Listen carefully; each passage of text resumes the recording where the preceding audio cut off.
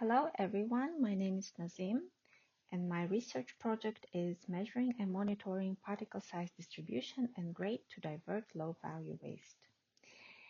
This project is supported by CRC or Think and Act Differently and Scantech. This project focuses on the crushing and milling stage of the mineral processing in mining value chain. With a specific focus on particle size distribution and prediction of grade concentration into specific size fractions. We aim to deliver two primary benefits to the mining industry: early rejection of uneconomic material. This would reduce energy consumption and operational cost, and increasing head grades.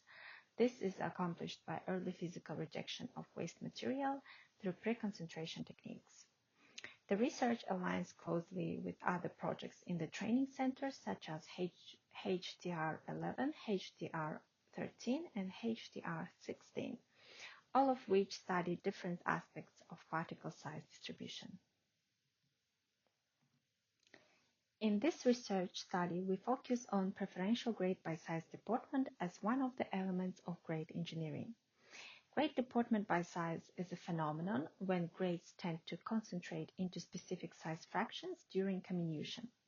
For example, the diagram on the slide shows that 80% of gold is concentrated in 19 millimeter size fraction, which is around 39% of total mass.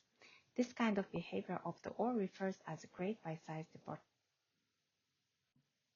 The approach for this project is made up of three components. The first is distinct element method to create synthetic models that replicate the heterogeneity and textures found in real rock samples.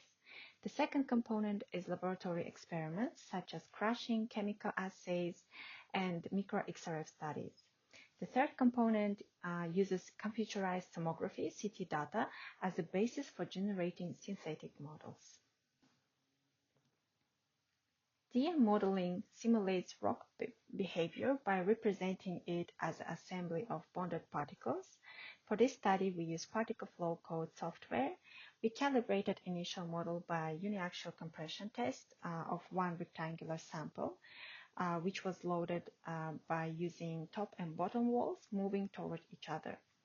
Microproperties were adjusted to match macro properties, such as Young's modulus, Poisson ratio, and UCS derived from real rock sample. To introduce heterogeneity into the model, we used the rebound hardness and portable XRF data from three rock samples: volcanic breccia, sandstone, and rhyodacite. Rebound hardness and portable XRF data allowed us to recalibrate the synthetic samples and create heterogeneous synthetic samples using grouping method.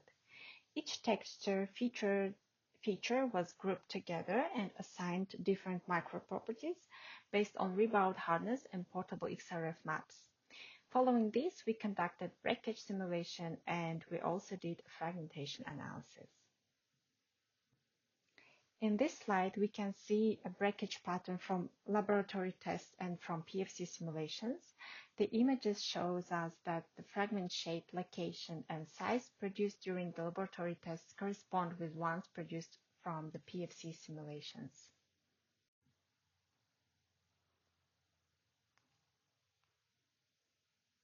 The fragmentation analysis for one of the samples is shown in this slide.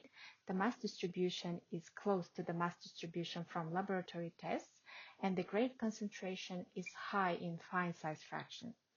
This is explained by the soft inclusions in this sample, which contain high grades. The response ranking is 79, which is close to laboratory-based calculations, which is 76. The main conclusion from DM modeling study is that DM models can be used as a supportive tool to predict grade concentration in particular size fractions, and also can be used as a theoretical methodology to explore grade by size deportment both from engineering and geology perspectives. Moving on to laboratory experiments, we derived 29 kilograms sample from ISUG deposit in South Australia.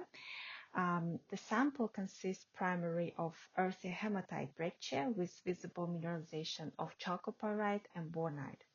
Additionally, we also obtained data from mine site, including size fractions, crushing data, and assay results for one belt cut sample.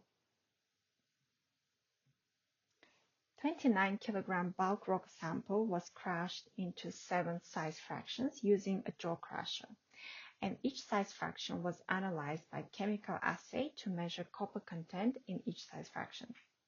And we compared the results from crushing with the data from belt cut sample. The belt cut sample shows us even weight distribution across size fractions. Notably, the 105 millimeter fraction contains 1.4% of copper and makes up 19% of the sample, while 75 millimeters fraction holds 1.3% of copper and accounts for 15% of the weight. This even distribution results from blending material from multiple stockpiles, which lowers the overall copper grades, but still keeps it above the cutoff grade, which is 0.6%. In contrast, the bulk sample shows more variation due to its smaller size and uneven crushing. The largest portion, 101 millimeter size fraction, represents 70% of the weight and contains 3.3% of copper. Meanwhile, 45 millimeters fraction holds 3.3 copper but makes up only 1.9% of the weight. The higher copper grades in the bulk sample suggest that it was sourced from a mineralized zone. This slide shows images of half-drill core samples obtained from IOCG deposit and their corresponding micro-XRF maps. We identified 3 key features in the rock samples: highly disseminated pyrite and bornite, hematite and magnetite breccia inclusions, and a granite matrix with dolomite veins. We created 3 synthetic core samples using the same grouping method and combined them together and generated 1 square sample to represent a bulk rock sample. Some textural features like disseminated grains, thin veins, small inclusions were assigned grades for further fragmentation and grade analysis. The breakage pattern of the square sample shows that the presence of dolomite veins is a critical factor influencing breakage due to dolomite's lower hardness compared to the hematite breccia of the matrix. In other parts of the square specimens, cracks do not propagate along the vein, but instead through the matrix. This kind of behavior is quite typical for this type of mineralization. Moving on to CT scan study, we tried to make the process of introduction of the rock texture to the DIA model more efficient. CT scan images identify the most common minerals in the deposit, which are hematite, granite, and pyrite as breccia fragments, and very high attenuation grades, which are pyrite, bornite with very high copper content. Information from 2D cross sections was obtained by dividing each sample into 231 square components.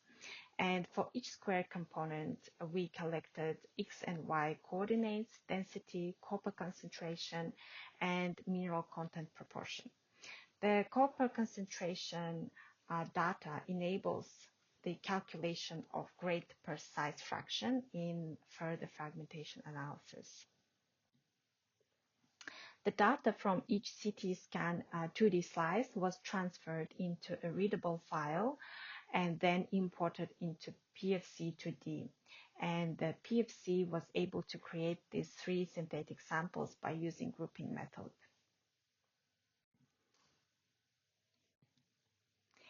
In conclusion, this study demonstrated that DIA modeling can be used as a supplementary tool for predicting rock breakage and also to predict a grade deportment by size. DIA model also relies on incorporating of the texture and bonding stress between the groups. And we also find out that the copper grades tend to concentrate in coarser size fractions in IOCG deposits, which means that overall grade deportment by size is not very favorable for IOCG deposits. Thank you for your attention, and I also would like to thank our industry partners. Thank you.